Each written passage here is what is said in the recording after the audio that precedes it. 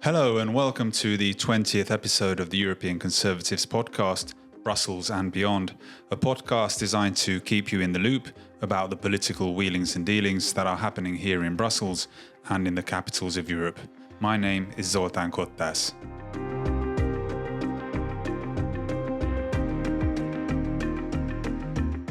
Ursula von der Leyen was re-elected as the President of the European Commission on Thursday with 401 votes in favour and 284 against.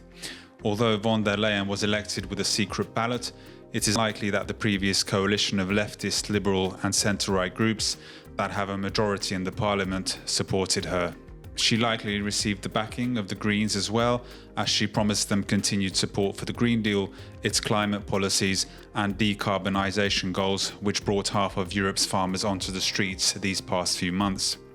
In her last-minute pitch right before the vote, von der Leyen outlined the priorities of her programme, which were little more than the continuation of her previous policies, including flagship packages like the Green Deal and the Migration Pact. She also strongly committed herself to the cordon sanitaire against the national conservative and sovereigntist forces in the parliament. This all means that the Commission will continue its leftist agenda despite the European elections resulting in the balance of power shifting to the right. Conservative think tank MCC Brussels called the re-election of Ursula von der Leyen a slap in the face of Europeans who are desperate for a change to the failed politicians and failed policies that have strangled Europe for too long.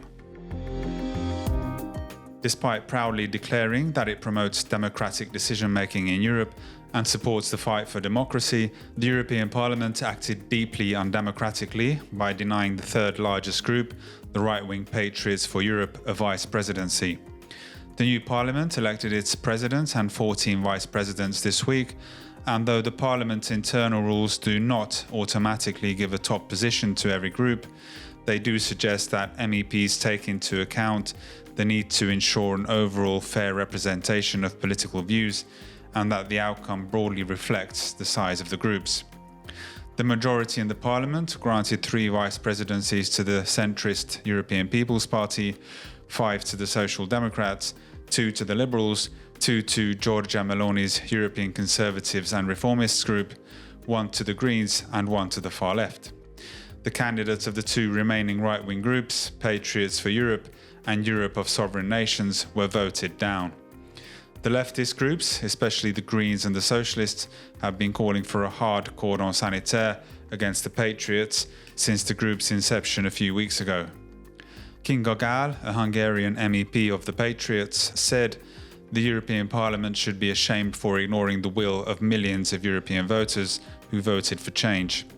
Tom van den Driesch of the Flemish Vlaams Belang Party said that excluding the third largest group makes the Parliament lose all sense of credibility when lecturing others about European values and respect for democracy and the rule of law. A similar cordon sanitaire is being put into practice in the National Assembly in France. After recent snap elections, France has become ungovernable as 3 main blocs emerged in Parliament, none of them with enough votes to form a government by themselves.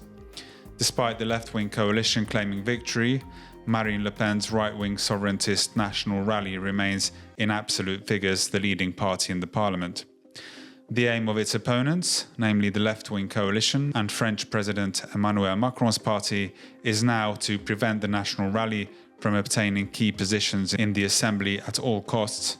The prestigious positions of the President of the Parliament, the Vice Presidents and the heads of the committees are normally divided between the different parties to reflect the diversity of the parties chosen by the electorate. However, the left and centre, which on paper support the principle of diversity, want to implement a cordon sanitaire so that the National Rally is systematically excluded from the top positions. Marine Le Pen voiced her disapproval, saying, and I quote, "What has become of our democracy when we try to prevent the opposition from having responsibilities in the Assembly?" Her ally, Eric Ciotti, a politician from the Conservative Republican Party, said that excluding National Rally from taking up top jobs would mean sidelining 11 million French people. The plan by Josep Borrell, the EU's foreign affairs chief, to boycott a Hungarian foreign ministers' meeting in August has backfired. The Hungarian presidency of the European Council is organizing an informal foreign policy summit between the 27 ministers of the member states at the end of August. According to media reports, Josep Borrell devised a plot to discredit the meeting as much as possible, and with the support of large member states like Germany and France, was intent on organizing his own formal foreign affairs meeting on the same date, giving member states no choice but to send lower-level officials instead of their foreign ministers to Budapest. Informal policy meetings between ministers in the country holding the Council's rotating presidency are an important tradition in the EU. However, Hungary has been heavily criticized for its position on Ukraine. Hungary does not support Ukraine militarily, saying that sending weapons only prolongs the war between Ukraine and Russia. The conservative government of Viktor Orban is calling for peace talks instead. Orban recently visited Ukraine, Russia, China, and the United States in what he called a peace mission in a bid to open up communication channels. He was lambasted for talking to Russian President Vladimir Putin, and ever since his trip, European institutions and some member states have been looking at ways to boycott the Hungarian presidency. Over 2/3 of member states boycotted the first informal ministerial meeting, a gathering of economic ministers in Budapest at the beginning of July, by sending lower-level officials in protest. The European Commission has also asked its commissioners to skip specialized policy events organized in Budapest. However, Josep Borrell's plot to disrupt Hungary's foreign ministers' event has been called off. No explanation was given, but it is possible that he received enough negative feedback from countries who did not wish to participate in the coordinated boycott that he was simply forced to drop the plan. Western European liberal elites are not only anxious about Hungary, but are also unsettled by Donald Trump's decision to pick J.D. Vance as his vice presidential nominee. Former US President Trump is running in the presidential election against current President Joe Biden and is leading nationwide opinion polls. J.D. Vance, the 39-year-old senator from Ohio, is opposed to continued American support for Ukraine. Vance has declared candidly that he doesn't really care what happens to Ukraine one way or the other, even objecting to Ukrainian President Volodymyr Zelensky's appeal to the US Senate in December of last year. J.D. Vance has also urged Europe to remilitarize in order to be able to defend itself. He said, and I quote, "The question each European nation needs to ask itself is this: are you prepared to defend yourself?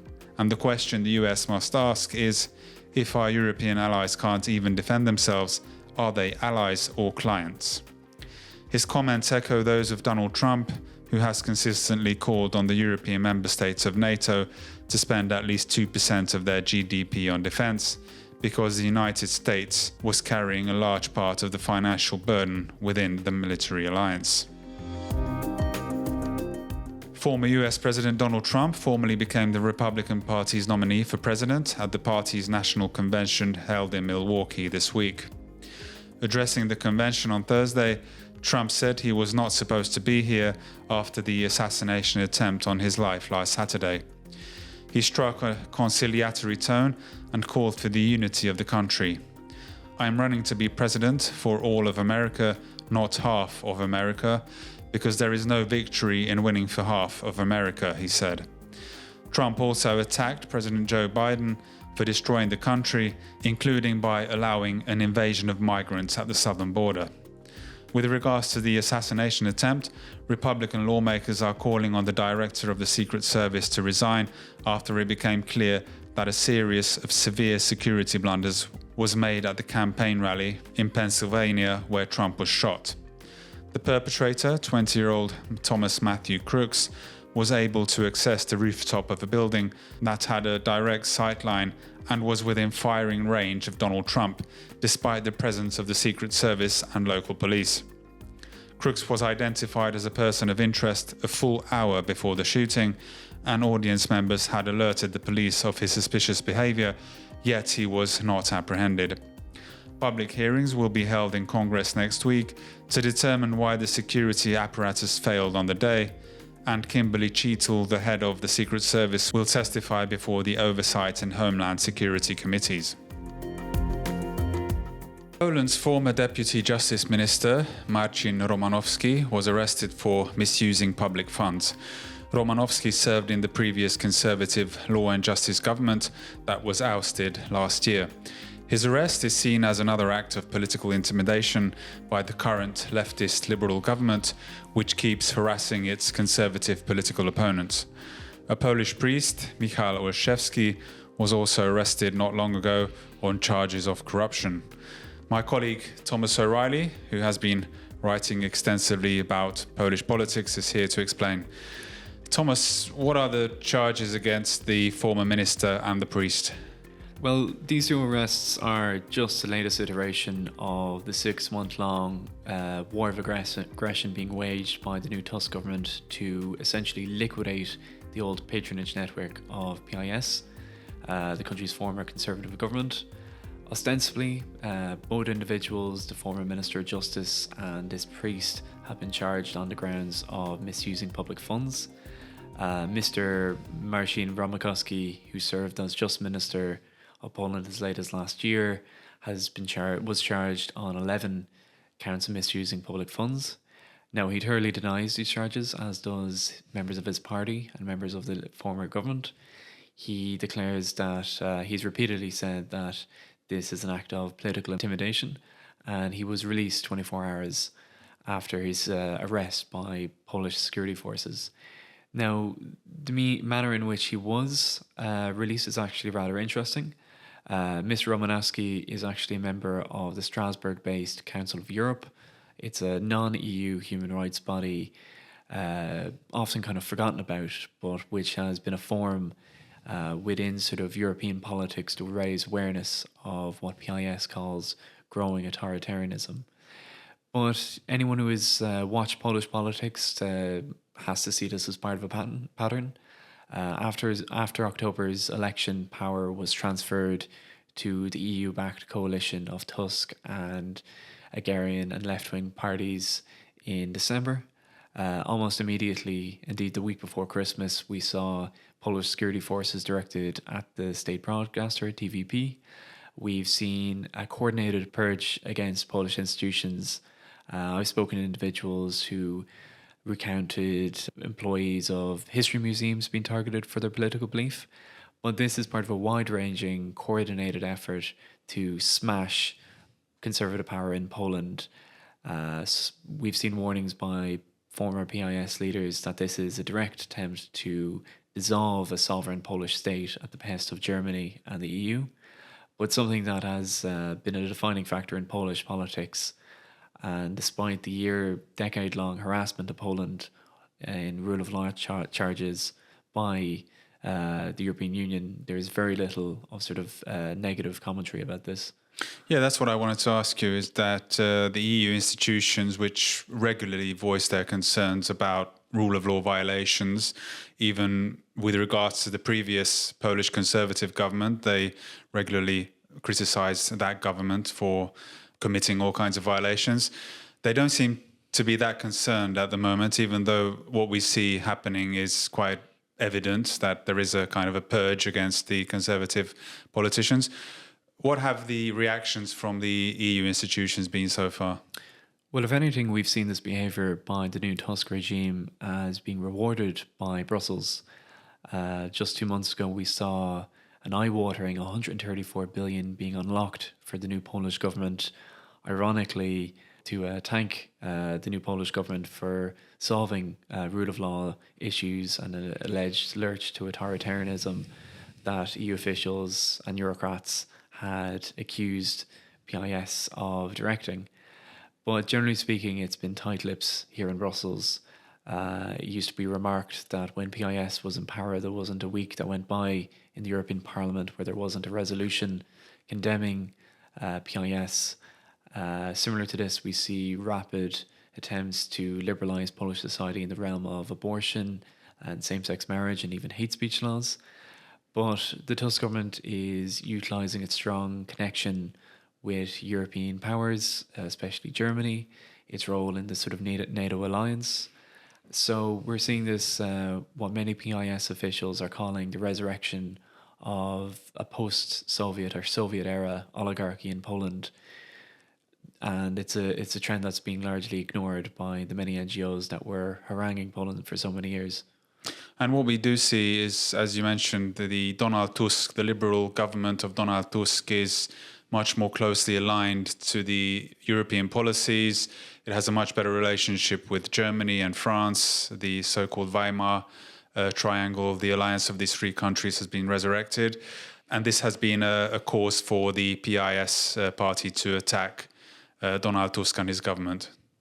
Yes, you've seen, you have to remember Tusk himself is very well favoured in Brussels. He served as president of the European Council. He has a lot of street cred within the city. And prior to the elections in October, you saw sort of a build-up of a civil and institutional power base that eased the way for his civic coalition to take power. But yes, you've seen allowances made to Tusk that would never be conceived of in regards what the harassment that the Conservative PIS government faced. For example, just this week, the Polish Sejm, the parliament, has passed legislation enabling Polish soldiers to use live rounds when it comes to illegal migrants crossing the eastern border. You've seen a major controversy in Polish political life the last 6 months has been the scrapping of a major Heathrow airport-style airport expansion just south of Warsaw. This was allegedly done at the behest of Germany and the European Union. Many in PIS would say that the Tusk government is attempting to sort of integrate Poland socially and economically fully into the European liberal bloc. The next major challenge is we saw Tusk rally quite well during the European elections in June. We are beginning to see a consolidation of the Conservative vote, as well as a lurch to the right with the more right-wing Konfederacja. But the big challenge facing Conservatives in Poland is next year's presidential election. Listeners may be aware that one of the major constitutional breaks on the growing despotism in Poland is Conservative-leaning Andrzej Duda. His term ends next year, and that presidential election is being seen as a final moment by progressives in Poland to smash Conservatives electorally. The presidency is reasonably powerful in Poland. We've seen Duda in response to the raiding of the presidential palace to arrest PIS officials and the ongoing authoritarianism. We've seen President Duda frustrate budget plans in the Polish parliament. But yes, it's all to play for next year in next year's presidential elections, and whether Tusk is able to capture the presidency and at that stage grant himself carte blanche to fully liquidate PIS's networks in the country.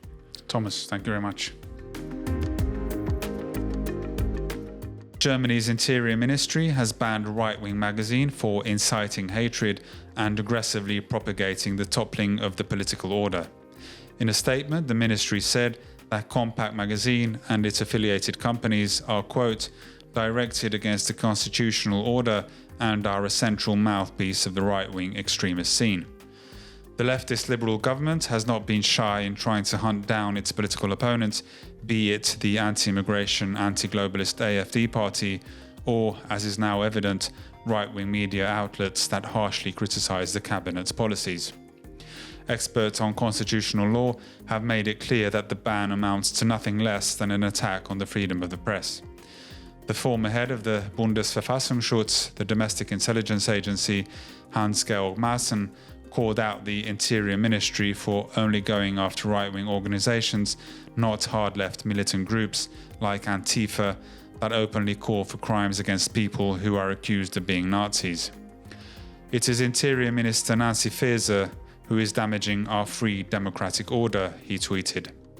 Jürgen Elsässer, the founder and editor-in-chief of the Compact magazine, says Nancy Faeser has shown us the ugly face of dictatorship, and he said that the accusations made against his magazine are unsubstantiated.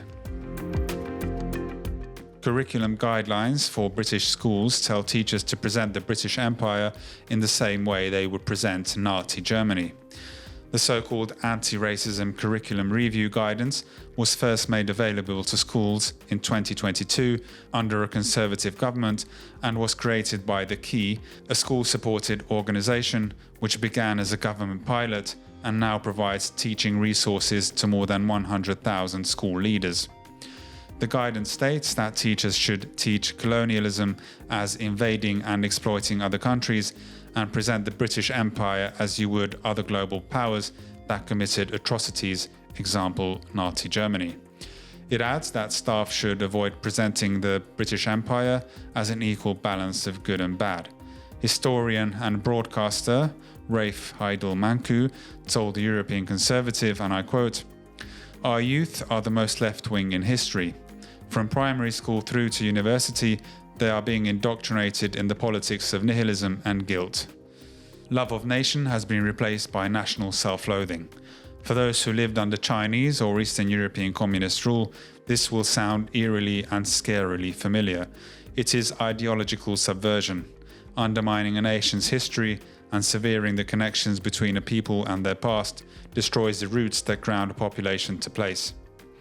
It is the most effective way of undermining, demoralizing and destabilizing a society." And that concludes this episode of Brussels and Beyond. Don't forget to read our magazine, check out our website, subscribe to our Twitter, Facebook and YouTube channels, and watch our monthly TV show, Inside Brussels. Hope you tune in again next week. Have a very good week. Bye-bye.